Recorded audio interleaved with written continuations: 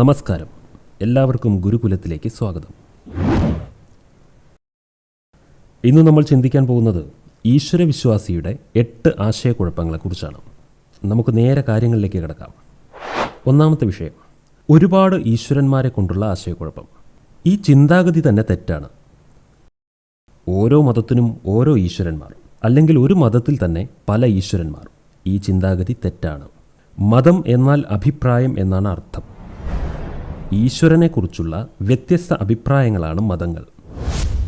ഈശ്വരനില്ല എന്ന അഭിപ്രായവും ഒരു മതം തന്നെയാണ്. എനിക്ക് മതമില്ല എന്നൊരാൾ പറയുന്നുവെങ്കിൽ അതാണ് അയാളുടെ മതം, അതായത് അഭിപ്രായം. ഈശ്വരനെക്കുറിച്ച് ഒരുപാട് അഭിപ്രായങ്ങൾ മനുഷ്യരാശിയിലുണ്ടായി.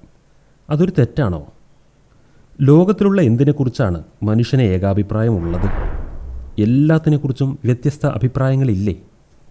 അതുപോലെ ഈശ്വരനെക്കുറിച്ചും പല അഭിപ്രായങ്ങളുണ്ടായി. ഒരു സൂര്യനെക്കുറിച്ച് എത്രയെത്ര ഭാഷകളിൽ എത്രയെത്ര വർണ്ണനകൾ കവികൾ രചിച്ചിട്ടുണ്ട്. അതുകൊണ്ട് സൂര്യൻ അനേകമുണ്ടെന്ന് തോന്നുന്നുണ്ടോ? ഇല്ലല്ലോ. എന്തുകൊണ്ടെന്നാൽ ഒരു സൂര്യനെ നമുക്ക് നേരിട്ട് പരിചയമുണ്ട്, അനുഭവമുണ്ട്. അതുപോലെ ഈശ്വരനെ സാധനയിലൂടെ നേരിട്ട് അനുഭവിക്കുമ്പോൾ മാത്രമേ ഈ ആശയക്കുഴപ്പം പരിഹരിക്കപ്പെടൂ. ഭഗവത്ഗീതയിൽ പറയുന്നു, അനവധി അഭിപ്രായങ്ങൾ കേട്ട് പതറിപ്പോയ നിന്റെ മനസ്സ് അതിനെയെല്ലാം വിട്ട് എന്നിൽ ഏകാഗ്രമാകുകയാണെങ്കിൽ നീ യോഗത്തെ പ്രാപിക്കും എന്ന്. അതായത് ഈശ്വരനെ അടുത്തറിയുമെന്ന്. സത്യത്തിൽ ഈശ്വരൻ ഒന്നേയുള്ളൂ.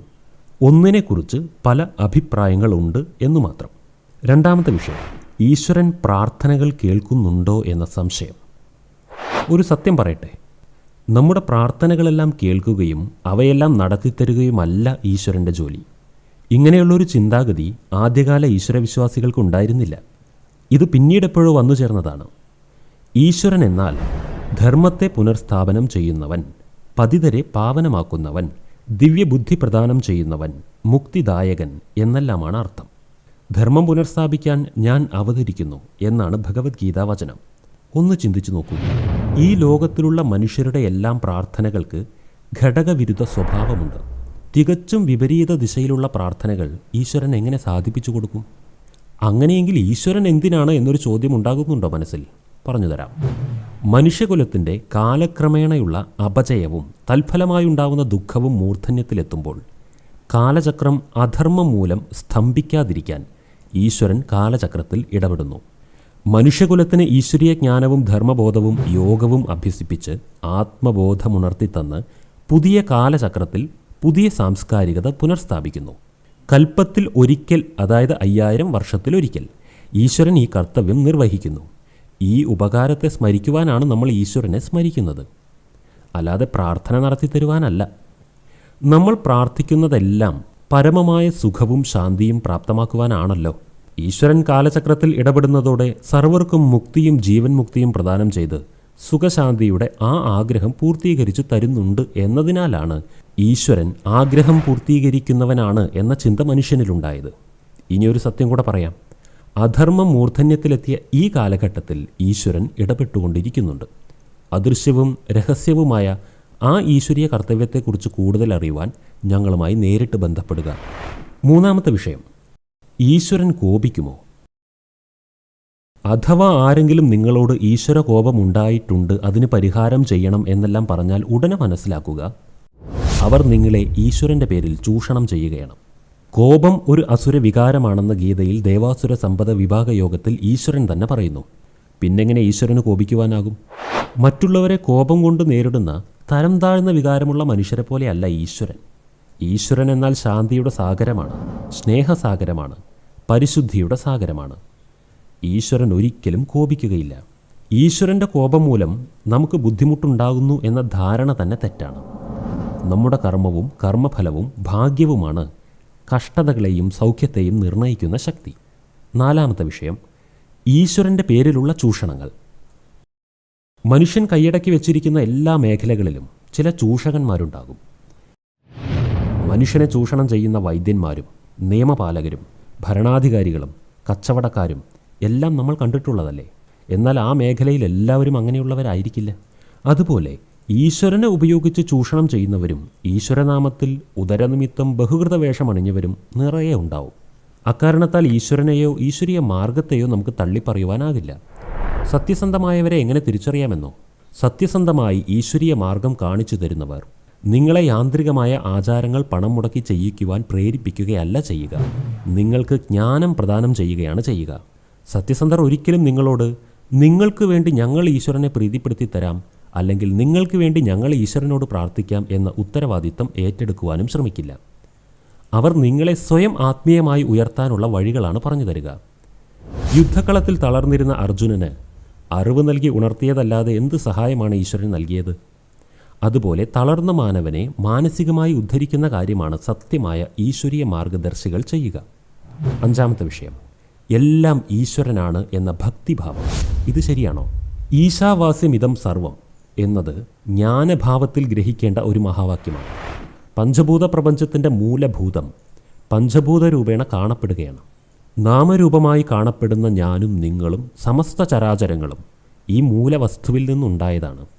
അതായത് സകല ഭൗതിക പദാർത്ഥങ്ങളും ആറ്റങ്ങൾ കൊണ്ട് നിർമ്മിക്കപ്പെട്ടിരിക്കുന്നത് പോലെ ആറ്റം പോലും നിർമ്മിച്ചിരിക്കുന്ന ഒരു അടിസ്ഥാന തത്വമുണ്ട് എന്നാണ് ഈ മഹാവചനത്തിൻ്റെ അർത്ഥം. ഇത് തികച്ചും തത്വജ്ഞാനമാണ്, ഭക്തിഭാവേന കാണേണ്ടതല്ല. ഈ തത്വജ്ഞാനത്തെ ഗ്രഹിക്കുവാനാകാതെ ഭക്തിഭാവത്തോടെ ഇക്കാര്യം പലരും കൈകാര്യം ചെയ്തപ്പോൾ പല പല ആചാരങ്ങളുണ്ടായി. മണ്ണിലും പുഴയിലും പുഴുവിലും പാമ്പിലും ഈശ്വരനുണ്ടെന്ന് പറഞ്ഞ് അവയെ താണു തൊഴുത് വണങ്ങി ആരാധിക്കുന്നു. അങ്ങനെ മണ്ണിനെയും പുഴുവിനെയും പാമ്പിനെയും പുഴയെയും എല്ലാം സ്നേഹിക്കുന്നതും അതിനോടൊരു ആരാധന തോന്നുന്നതും തെറ്റല്ല. എന്നാൽ അവയിലെല്ലാം ഈശ്വരനുണ്ടെന്ന് കരുതി തിരയുന്നതാണ് തെറ്റ്. കാരണം എന്തെന്നാൽ ഇവയിലെല്ലാം ഈശ്വരനുണ്ട് എന്ന് പറഞ്ഞ് അവയെ താണു തൊഴുത് വണങ്ങുമ്പോൾ ആ വണങ്ങുന്നവനിലും അതേ ഈശ്വരനില്ലേ? അങ്ങനെയെങ്കിൽ ഈശ്വരൻ എന്തിന് ഈശ്വരനെ വണങ്ങണം? ഈശ്വരൻ എന്തിന് ഈശ്വരനെ ആരാധിക്കണം? ഈ ചോദ്യം അവിടെ അവശേഷിക്കുകയാണ്. മനസ്സിലാകുന്നുണ്ടോ? കുറ്റം പറയുന്നതല്ല. തത്വജ്ഞാനത്തിൻ്റെ തലം ഭക്തിപരവശതയിൽ കലർന്നാലുണ്ടാകുന്ന ഭ്രമത്തെക്കുറിച്ച് ഒന്ന് ഓർമ്മിപ്പിച്ചതാണ്. അതിനാൽ സച്ചിദാനന്ദവും നിത്യശുദ്ധവുമായ ഈശ്വരനെ പ്രകൃതിയിൽ തിരയുന്നതിനേക്കാൾ ഉത്തമം ഒരിടത്തിരുന്ന് സ്വന്തം മനസ്സിൽ ആ ജഗദീശ്വരനെ സ്മരിക്കുന്നതാണ്. പ്രകൃതിയുടെ പതിയും എന്നാൽ പ്രകൃതിയുടെ പ്രകൃതങ്ങൾക്ക് അതീതനുമായ പഞ്ചഭൂത പ്രപഞ്ചത്തിന് ഉപരിയായിരിക്കുന്ന ഈശ്വരനെ മനസ്സിലെ നിരന്തര സ്മൃതി കൊണ്ട് സമീപസ്ഥനായി അനുഭവിക്കാവുന്നതാണ്. ഓർക്കുക, ഈശ്വരനിലേക്ക് അടുക്കുവാൻ പുറത്തെവിടെയും യാത്ര ചെയ്യേണ്ടതില്ല. എന്നാൽ അകത്തൊരു യാത്ര തീർച്ചയായും വേണം. ധീയാനം എന്നാണ് പറയുക. ധ്യാനം, അതായത് ബുദ്ധി കൊണ്ടുള്ള യാത്ര. ശരീരത്തിൻ്റെ ലോകത്തിൽ നിന്ന് ആത്മലോകത്തിലേക്ക്, ബ്രഹ്മലോകത്തിലേക്ക് യാത്ര ചെയ്താൽ ഈശ്വരൻ അനുഭവവേദ്യമായി മാറും, തീർച്ച. 6-ാമത്തെ വിഷയം, എല്ലാം ഈശ്വരൻ നിയന്ത്രിക്കുന്നു എന്ന ധാരണ. ഈ ചിന്താഗതി അഹങ്കാരരഹിതനായി മാറുവാൻ വേണ്ടിയാണെങ്കിൽ നല്ലത് തന്നെ. പക്ഷേ എല്ലാം ഈശ്വരഹിതമാണെന്ന് പറഞ്ഞ് ചെയ്യേണ്ട കാര്യങ്ങളിൽ അലസന്മാരാവുന്നവരുണ്ട്. ഇതൊരു വിശ്വാസ വൈകല്യമായി മാറും. ദൈവാധീനം ജഗത് സർവം എന്നാൽ നമ്മുടെ കർമ്മവും കർത്തവ്യവുമെല്ലാം ഈശ്വരൻ നിശ്ചയിച്ച പോലെയാണ് നടക്കൂ എന്നല്ല അർത്ഥം. ഈ ലോകത്തിൻ്റെ സൂക്ഷ്മതലത്തിലുള്ള സൃഷ്ടി സ്ഥിതി സംഹാര ക്രിയകളുടെ ധർമ്മസൂത്രം ഈശ്വരാധീനമാണ് എന്നാണ് അതിനർത്ഥം. ഈ ലോകജീവിതത്തിൽ നമ്മൾ തിരിച്ചറിയേണ്ട ഒരു രഹസ്യമുണ്ട്. നമ്മുടെ ജീവിതത്തിന് ഒരു പൂർവ്വനിശ്ചിത കാലചക്രത്തിനോട് വിധേയത്വമുണ്ട്. എന്നിരുന്നാലും അതേസമയം നമുക്കൊരു പ്രജ്ഞാസ്വാതന്ത്ര്യവുമുണ്ട്. അതെങ്ങനെയെന്ന് വെച്ചാൽ, ഒരു പക്ഷിക്ക് പറക്കുവാനുള്ള സ്വാതന്ത്ര്യമുണ്ട്. എന്നാൽ അതിനെ താഴേക്ക് വലിച്ചിടാൻ ശ്രമിക്കുന്ന ഒരു ഗുരുത്വാകർഷണ ശക്തിയും ഇവിടെ അതിനോടൊപ്പം തന്നെ പ്രവർത്തിക്കുന്നുണ്ട്. അതുപോലെയാണിത്. അതിനാൽ സർവവും ദൈവനിശ്ചയം, എല്ലാം വിധി എന്നൊന്നും പറഞ്ഞ് പരിതപിക്കാതെ സ്വന്തം ഇച്ഛാശക്തിയെ ഉണർത്തി വിധിയെ അതിജീവിക്കാൻ ശ്രമിക്കുക. സ്വയം തൻ്റെ തന്നെ ഭാവിയുടെ നിർമ്മാതാവാകുക.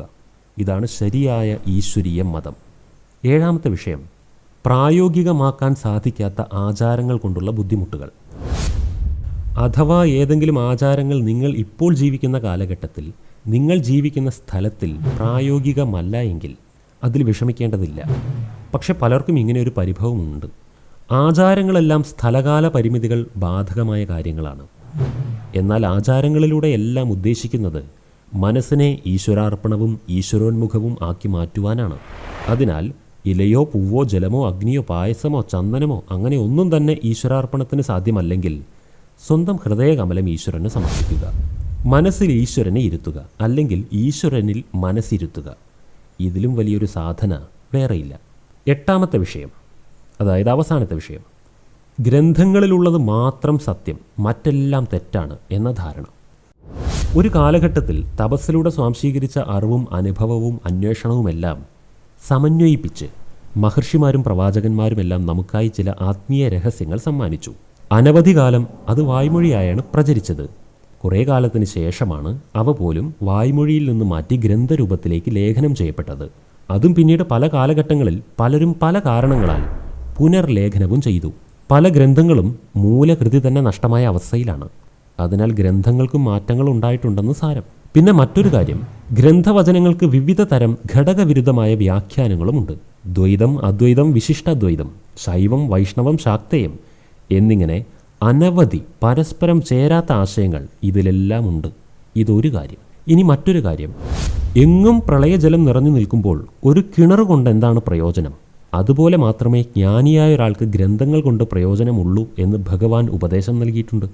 അതിനാൽ ഈശ്വരൻ്റെ ധർമ്മലീലകൾ സത്യമായി നമുക്ക് മുന്നിൽ തുറക്കുമ്പോൾ അത് ചില മനുഷ്യരിലൂടെ ആകാം. അപ്പോൾ ആ നൂതന സത്യങ്ങളെ ചിന്തനം ചെയ്ത് സ്വീകരിക്കുവാൻ നമ്മൾ തയ്യാറാകണം. അല്ലാത്ത പക്ഷം ആത്മീയ മേഖലയിൽ മുരടിപ്പ് ബാധിക്കും. ഗ്രന്ഥങ്ങളല്ല, അനുഭവങ്ങളാണ് ആത്മീയതയിലെ മുഖ്യ പ്രമാണം. ഇതുപോലെ മറ്റൊരു വിഷയവുമായി നമുക്ക് വീണ്ടും കാണാം. എല്ലാവർക്കും നന്ദി.